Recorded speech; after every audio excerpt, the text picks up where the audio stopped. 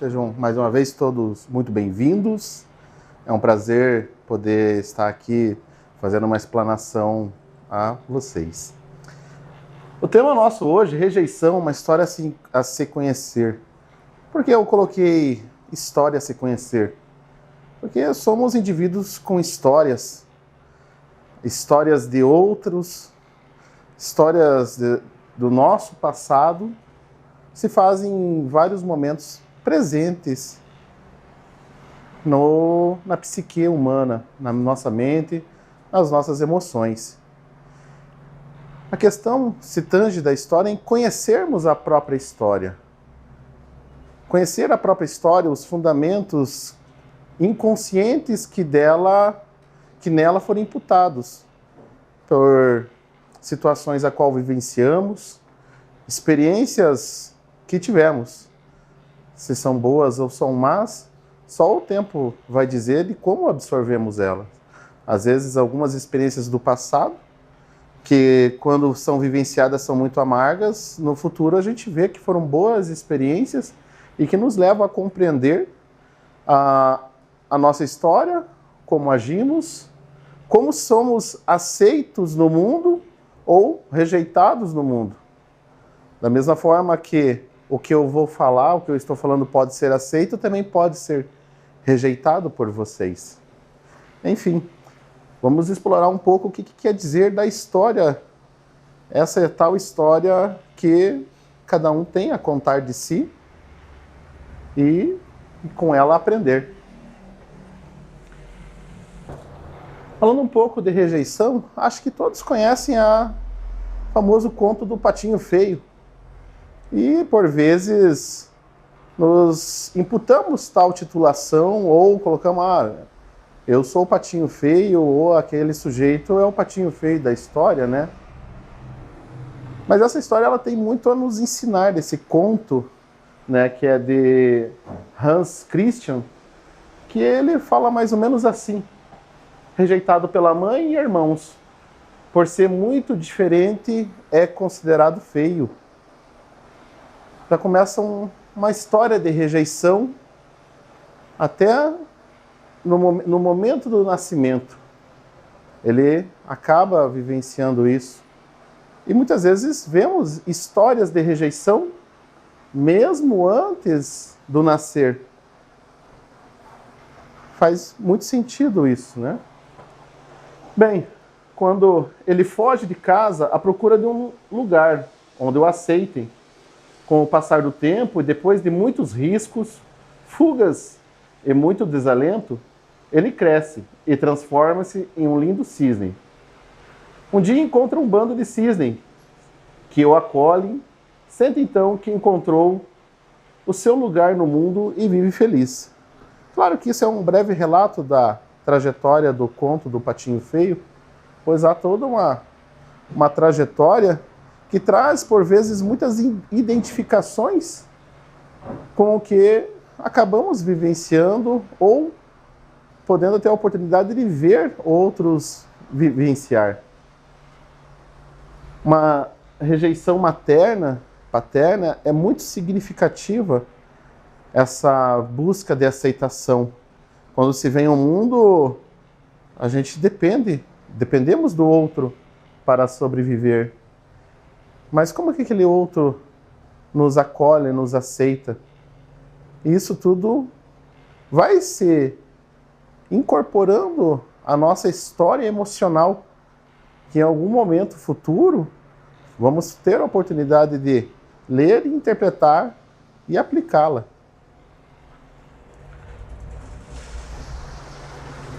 Em paralelo a isso, eu trouxe não mais um conto, mas um mito. Eu gosto muito de trabalhar a mitologia, porque a mitologia ela conta a história da psique humana. E, novamente, né, numa ocasião anterior, eu falei sobre a deusa Hera.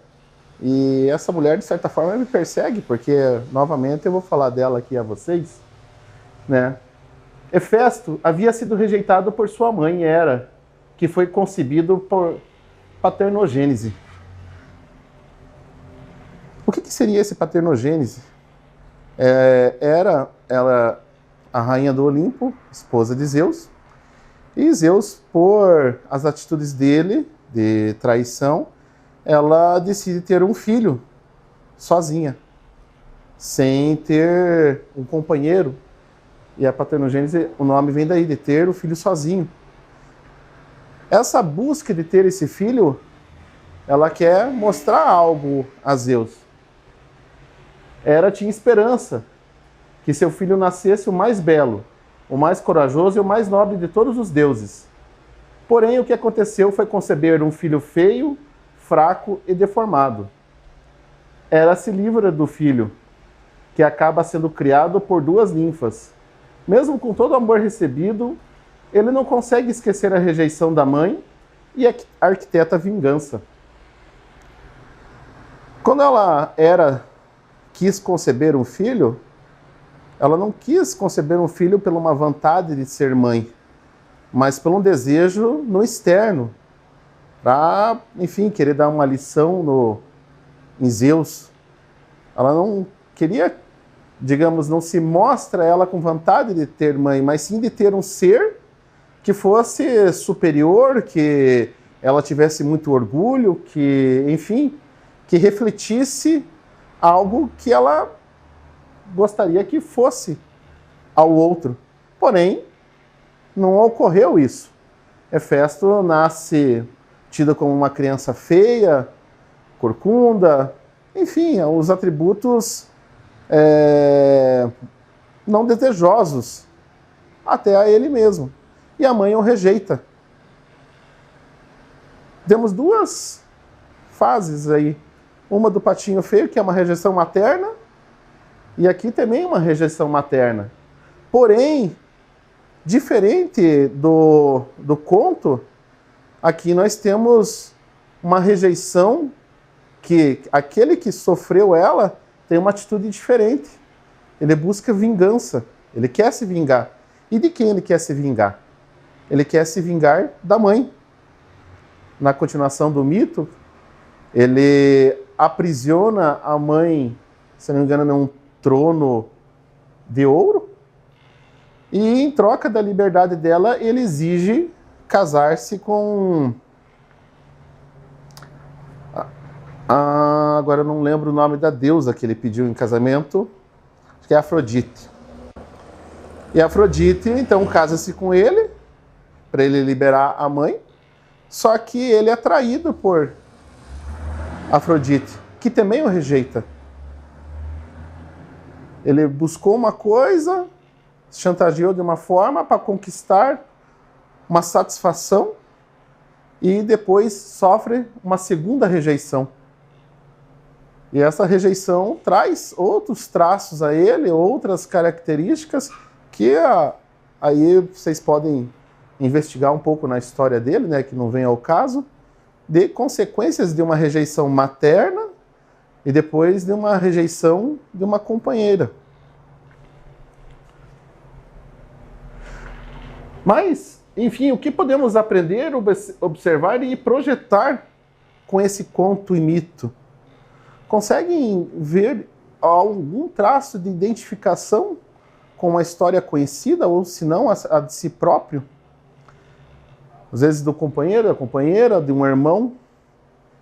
E começamos a buscar, às vezes, razões nas histórias para entender. E esses dois paralelos mostram que o primeiro, a rejeição, lhe faz viajar ao mundo, buscar, ele sofre por estar no mundo, mas busca ressignificar, que é o patinho feio. Que a um dado momento, quando ele encontra outros cisnes, ele não sabia que forma que ele já tinha. E os outros o veem porque reconhece ele como igual. E quando ele vê o reflexo dele na água, ele vê que ele já tinha mudado e que tinha encontrado os seus.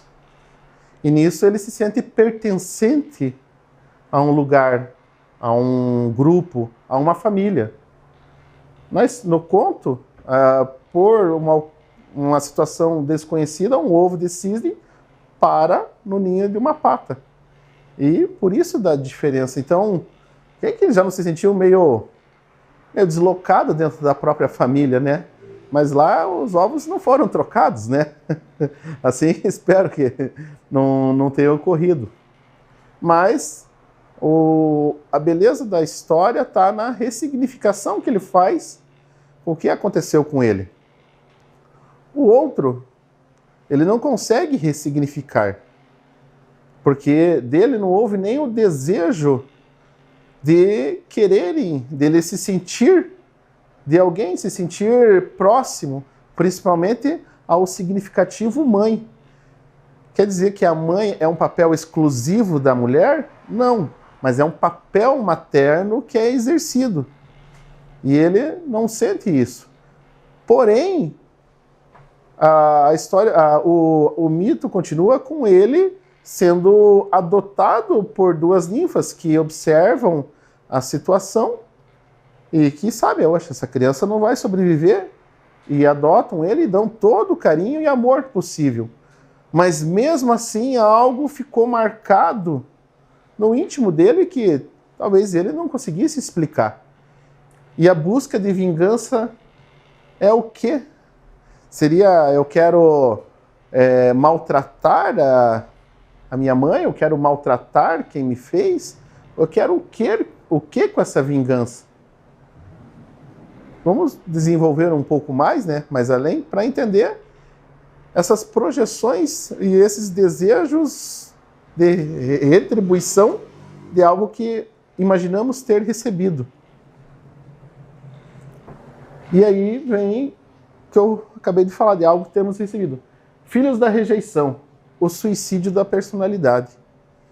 Esse tema é de um artigo que eu estou começando a escrever para uma tese de mestrado, vindo ao encontro do que a rejeição pode causar. Quer dizer que a rejeição é primária de todas as coisas, as mazelas, vamos dizer assim? Não. Mas ela pode ter um significado muito mais profundo na história, que na história de vida de cada um, se sentir rejeitado é, quem sabe, o start, o início de não se sentir alguém, não ser próprio da sua personalidade. Então, aqui uma foto preta e branca do que seria, vamos dizer assim, um construto familiar tido como normal, uma mão paterna, materna e de uma criança que chegou ao mundo. Tá preta e branca realmente para tentar retratar que não há uma aproximação. Mas eu não ia colocar uma imagem que tratasse diferente. Que bom que ela não é isso, mas pensamos que esse ser aqui não está se sentindo aceito, não foi aceito, não foi, quem sabe, desejado.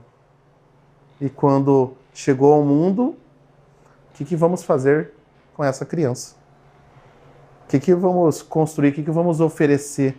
Não deveria ter acontecido. Isso não podia ter sido com nós. Por que com nós? Já escutamos relatos assim em muitas ocasiões. E o que isso pode trazer de impacto a esse ser que chega ao mundo?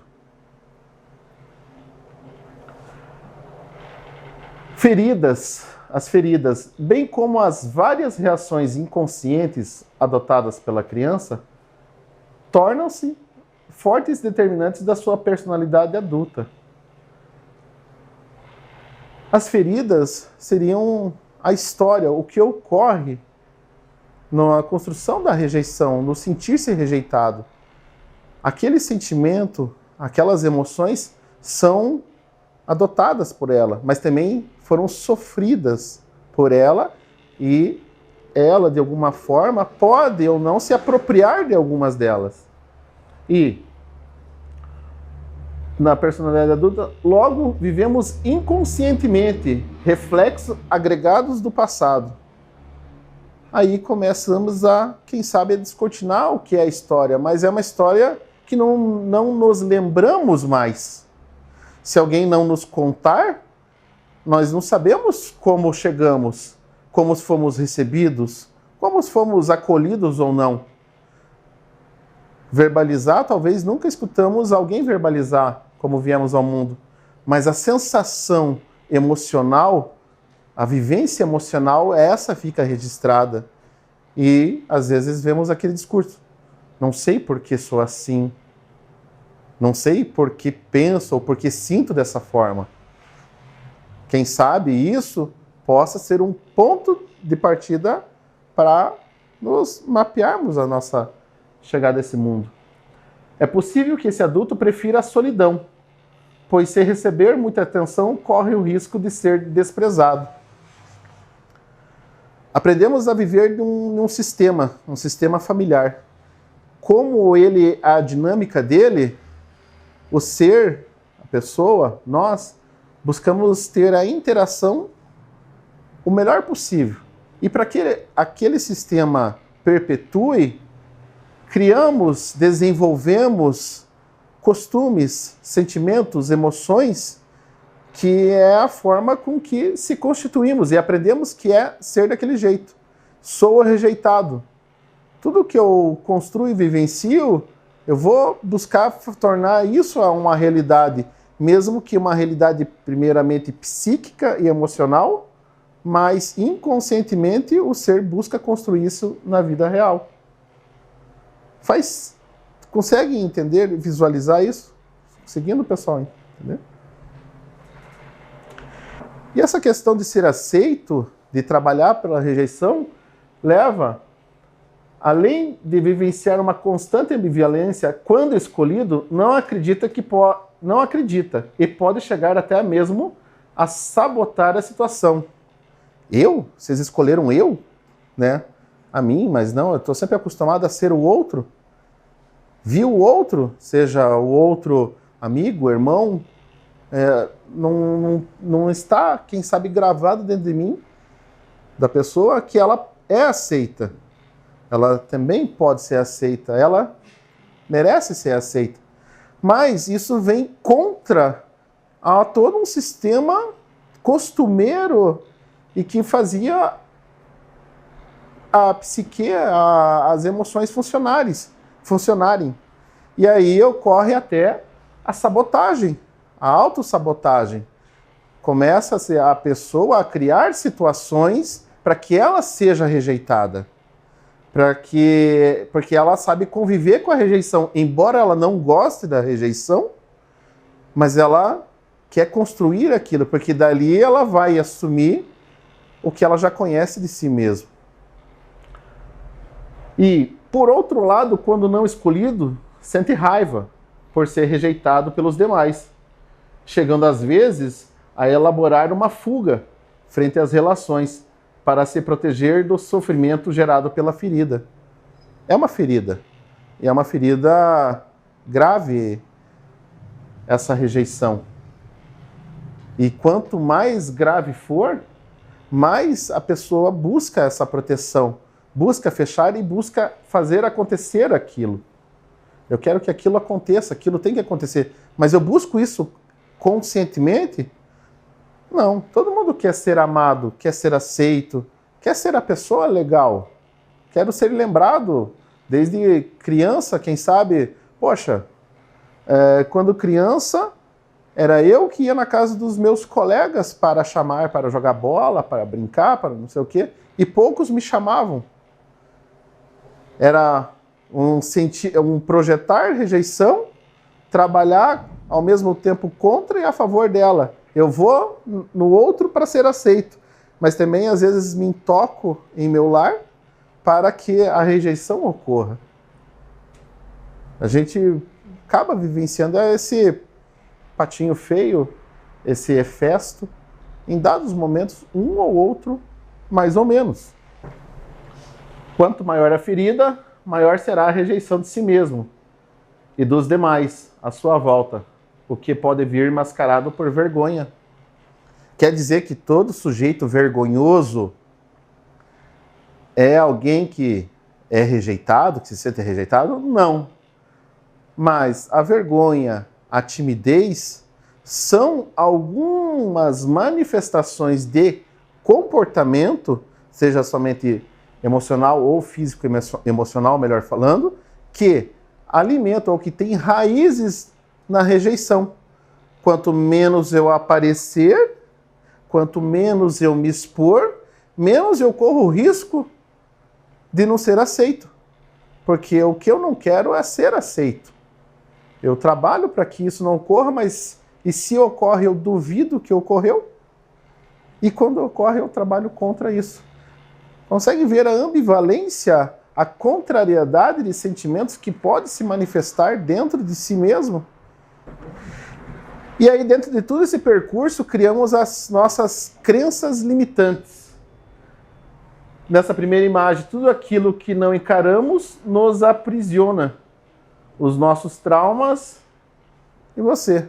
Como na analogia aqui do elefante, o elefante tem muita força para sair de qualquer situação, mas a gente já pôde presenciar essa questão do elefante amarrado num toquinho ou preso a uma cadeira. E isso foi construído, é um trauma, é um ponto de ancoragem que não deixa ele sair de um raio, de um determinado raio de uma situação traumática. É aquilo, ao mesmo tempo que nos aprisiona, nos alimenta. Porque se fizermos a ruptura com essas emoções, e agora? Que sujeito que eu vou construir novo? Quem sabe temos medos, receios de construir uma história nossa assim. E se aprisionar a traumas acaba sendo uma zona de conforto que, embora o nome fale conforto, é totalmente desconfortável estar nela. Uma zona de conforto não confortável, né? E o que você fez daquilo que te fizeram? Vamos lá, primeiro na rejeição. O que eu fiz com esse sentimento, com essa vivência? O que eu faço disso? Muitas vezes, o meu maior trauma é também a minha maior arma. Como assim? Quer dizer que se fui tão rejeitado a um ponto assim muito grande, quando sofro algo, a rejeição é a minha melhor arma que eu sei usar. Quer dizer que é sempre assim? Não. Mas o indivíduo que rejeita muito é aquele que também vivenciou isso. E ele só está repetindo o que está na sombra dele. O que está à sombra é o que está onde ele não vê, está nas raízes do inconsciente. Então, ele repete a história da rejeição. Ele abomina ela, queria que não fosse aquilo, mas usa ela também quando precisa se defender. Que é a maior, infelizmente, é a maior experiência que tem. E você usa a sua maior e melhor experiência para agir no mundo. Mas vem uma frase muito famosa, um dito: embora ninguém possa voltar atrás e fazer um novo começo, qualquer um pode começar agora e fazer um novo fim. Emmanuel para Chico Xavier. Voltar atrás da nossa história, não tem como. Isso é nós, seria se desconstruir. Mas também torna-se muito simples falar, comece agora e construa uma nova história. Beleza? Quem que não quer construir uma história, não digo só nova, mas cada vez melhor? Todos nós queremos ser melhores a cada passo da nossa vida. A questão é, como que eu faço isso? Como que eu vou, então, abandonar quem eu fui até então e começar uma nova história? Talvez, quem sabe, começando a ressignificar a própria história. Não é colocar ela debaixo do tapete, mas entender ela, aceitar, não aceitar incondicionalmente, mas trazer ela à tona.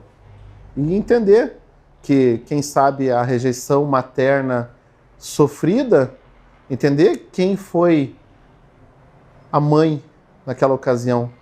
Quando compreendemos os fatos que tornaram uma vivência real, a gente começa a aceitar.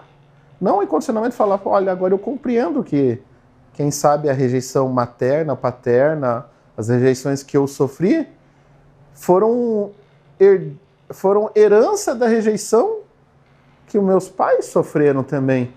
E eles também não souberam lidar com isso e só transmitiram inconscientemente essa rejeição.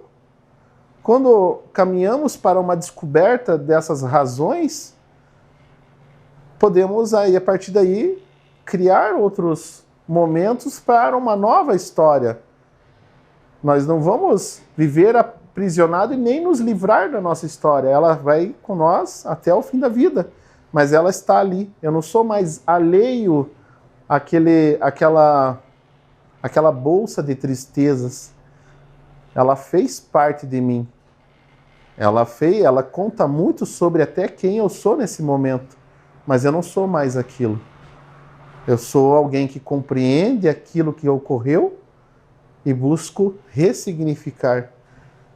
Eu entendo que essa colocação que Emmanuel fez para Chico queira dizer um pouco disso, né?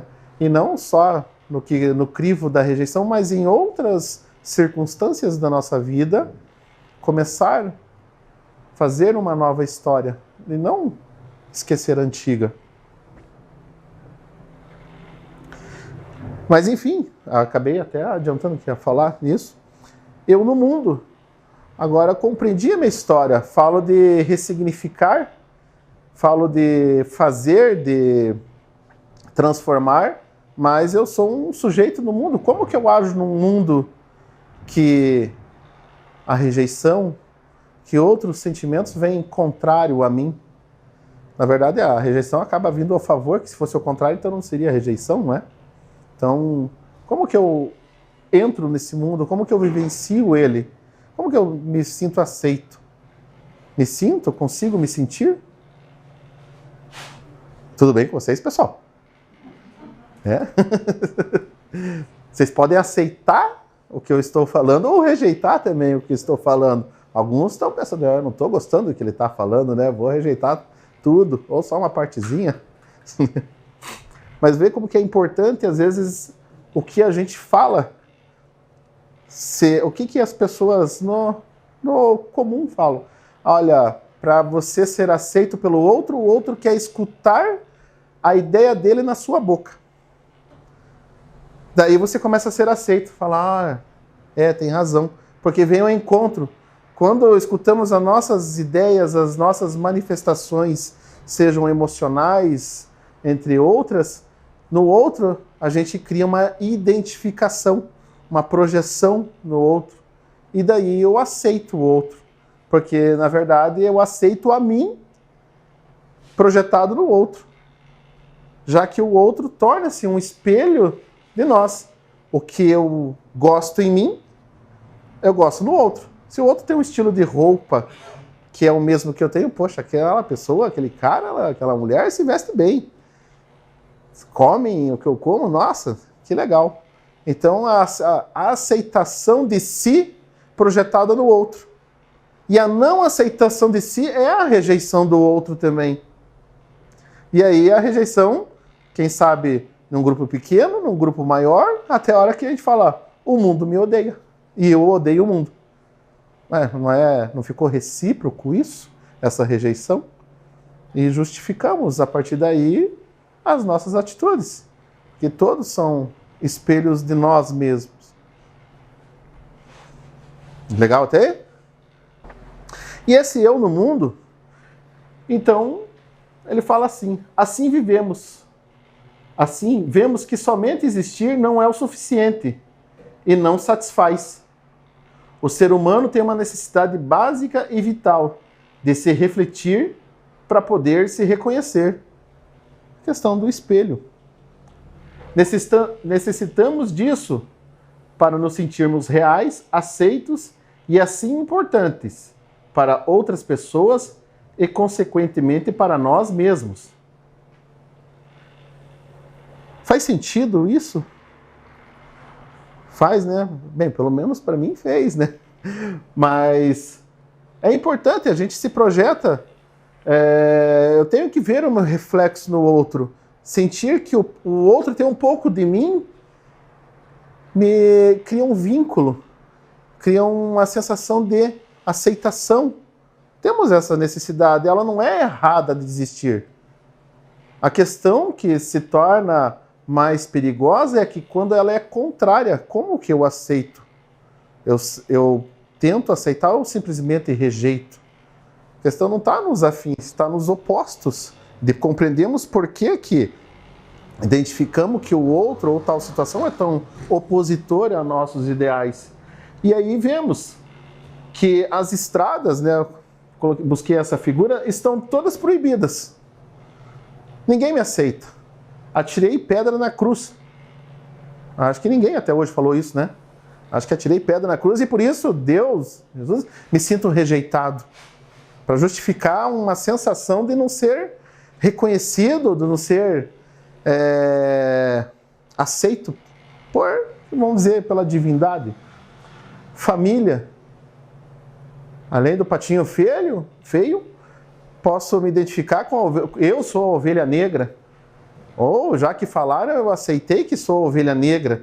Então, já que sou, também eu vou ser e quero fazer jus ao título que me deram. E daí, mais um reforço nesse sentimento. Espiritualidade. Nos sentimos abandonados.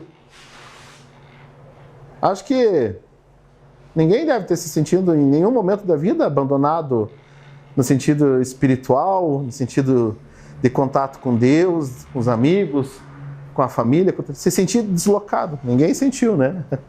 Acho que isso é brincadeira. Todos nós sentimos um pouco disso em cada instante de vida. De não se sentir até um sujeito profissional fala, eu estou na empresa errada, no lugar errado, isso aqui não estão me aceitando, estão me rejeitando, parece que tudo que eu faço vai contra. E assim em todos os ambientes. Por quê? Porque da história que chegamos até aqui, há um jeito de aprender a ser no mundo. E eu preciso reforçar esse jeito de aprender a ser no mundo. Preciso? Não, na verdade não. Acabamos fazendo isso inconscientemente.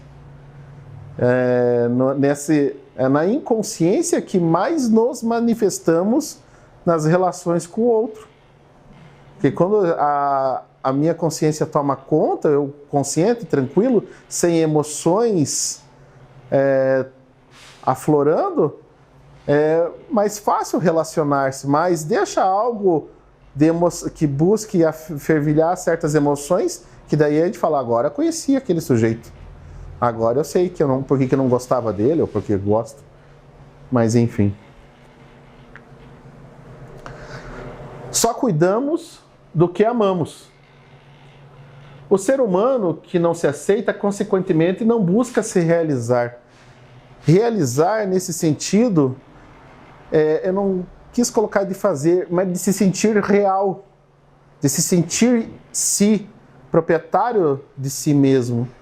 Se eu não me aceito, como que eu me construo? Eu acabo não assumindo um eu. Sem um eu não há um outro. Estou dissolvido em vários sentimentos, em várias emoções. Mas quem sou eu? Essa propriedade de realidade, quem sou eu? Quem sou? Então, mas só que para que isso se concretize, eu preciso me amar. E preciso trabalhar uma aceitação de mim mesmo. Que muitas vezes nós nos rejeitamos. Não é nem o mundo que nos rejeita, é nós que nos rejeitamos, não nos aceitamos. Né? Falam, tudo bem, falamos um pouco de vaidade, poxa, eu queria ter nascido mulher, eu queria ter o cabelo comprido, eu queria ter um pouco mais de cabelo, queria ser mais magro, mais gordo, mais alto. E rejeitamos até a nossa realidade física. Não é verdade? Não ocorre isso?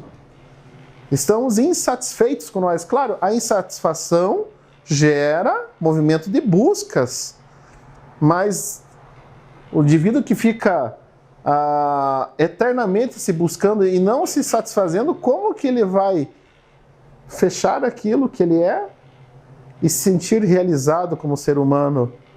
Não é só realizado nos sentidos materiais, mas como ser próprio de si. E há uma construção imagética de si mesmo. Mas o que é imagética, né? Você já vai entender. Tem um filósofo grego que ele falava assim, que sofremos muito mais o homem sofre muito mais na imaginação do que na vida real. E realmente fazemos um construto imaginário e emocional incomensuráveis. E essa imagética, essa imagem que gero de mim mesmo ou de situações de aceitação ou de rejeição, basta falar assim, por exemplo, olha, tal pessoa acho que não gostou muito de você, ou eu falar assim, acho que não gostou muito de mim. Já há uma construção de imagem dentro de mim, só sei que quando eu me aproximo eu já estou odiando. Já não gosto. Falo, não, se você me odeia, eu também te odeio. Acho que não aconteceu isso com vocês, né? Só comigo. Qual a relação, então, da palavra imagética, né? Não que seja isso na sua essência, mas qual a relação entre autoimagem, autoestima e autoconceito? A partir da autoimagem, construída com base na sua percepção em opiniões alheias, é o que percebo de mim e o que os outros falam de mim. Desenvolve-se um autoconceito que impacta diretamente na autoestima. Assim, distorções da autoimagem podem levar a um excesso ou escassez de valorização. Aí fala-se da autoestima e da autoimagem. E às vezes essa dissonância entre como me vejo, como os outros me veem, ela está bem distante.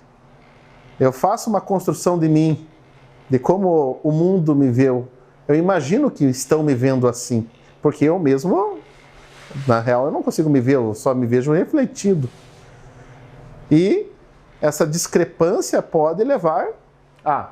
Você conhece pessoas que considera egocêntricas por se sentirem superiores e com demandas mais relevantes que as dos outros.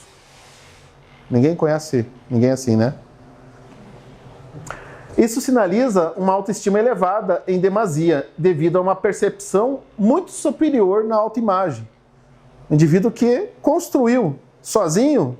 Não. Opiniões alheias. Ele se constrói, a gente estamos sempre em construção. E essa autoimagem, daí fala, ele está com a autoestima elevada e com a autoimagem. Não, talvez não. Uma autoimagem elevada e em alguns momentos uma baixa estima, uma baixa autoestima também pode ocorrer. Que, da mesma forma, existem pessoas com baixa autoestima, por se enxergarem de um jeito inferior.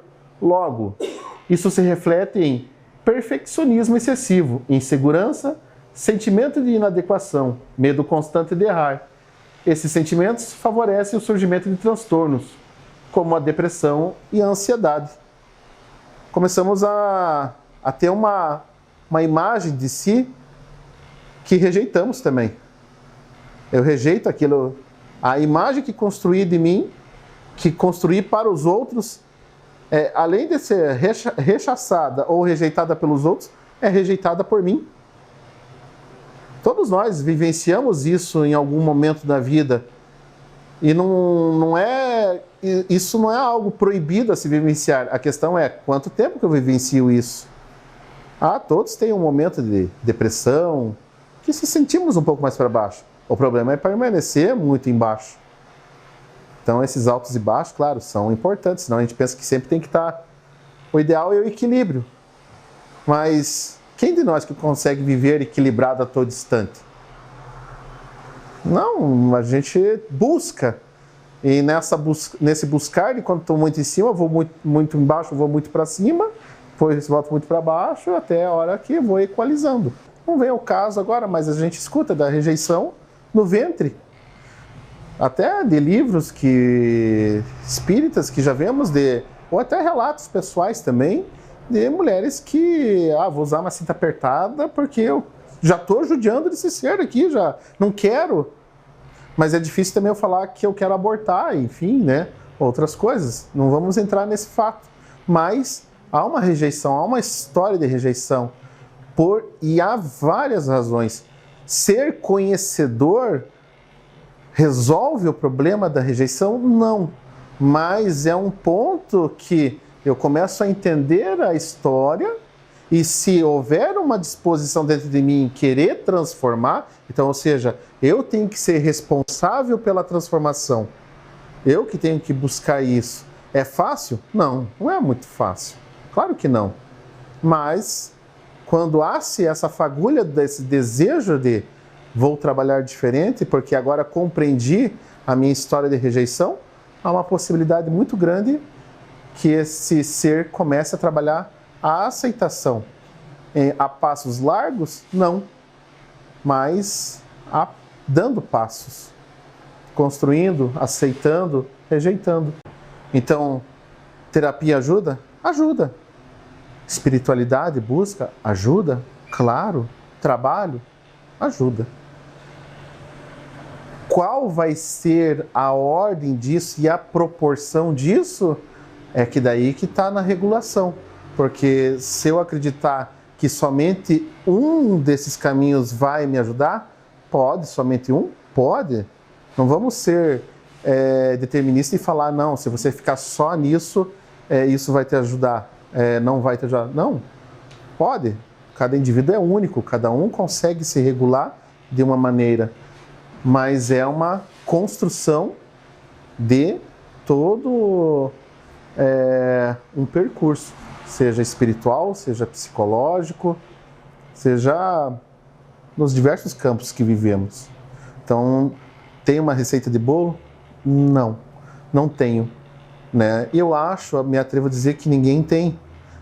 Às vezes vivemos num momento social, histórico, que vamos tomar uma pílula que vai resolver. Uma pílula, um antídoto. E acreditamos que aquilo vai resolver. Aquilo até resolve durante um tempo. Durante um tempo, só o medicamento ajuda. Durante um tempo, só a terapia ajuda. Mas eles acabam não sendo perpétuos quando sozinhos. Então, estar aqui é uma parte, ou seja, a parte onde é a minha aceitação comigo, minha espiritualidade, Deus, estar num processo terapêutico é outra parte. Estar inserido num trabalho, numa organização, é também. Porque lá eu construo, eu crio, eu forneço algo de mim, espero que aquilo seja aceito, que aquilo vai ter um valor, um preço, que recebo em salário, mas tem uma significação o que eu elaboro, o que eu construo no meu serviço. E aceitarem o que eu construí, seja algo material, ou seja, até no virtual, é uma aceitação de mim, uma aceitação de parte de mim. Então eu já estou trabalhando uma aceitação até em outro ambiente. Então é um pouco de cada. A intenção foi trazer um pouco dessa construção da nossa história, das nossas emoções, do sujeito como ser humano.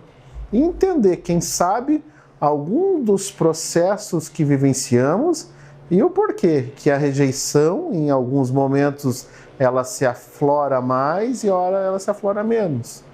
Então, agradeço aí a oportunidade de ter estado com vocês. Ok? Então, convido a todos a fecharem os olhos, vamos serenar nossos pensamentos, buscar a nossa conexão. Obrigado, Senhor, aos nossos amigos da espiritualidade, ao Divino Mestre Jesus, a oportunidade de estarmos reunidos aqui, nessa casa, que em sua comunhão, mutuamente as pessoas buscam conhecer-se, ajudar-se, aprender sobre si e sobre o outro, para que sejamos melhores, não que o outro, mas que nós mesmos, que os passos que damos hoje sejam mais avançados que os que demos ontem e que amanhã sejam mais do que hoje. Agradecemos imensamente, com todo o coração, esse aprendizado e essa oportunidade. Que sigamos em paz para os nossos lares e que tenhamos uma semana abençoada. Que assim seja. É isso aí. Muito obrigado mais uma vez, pessoal.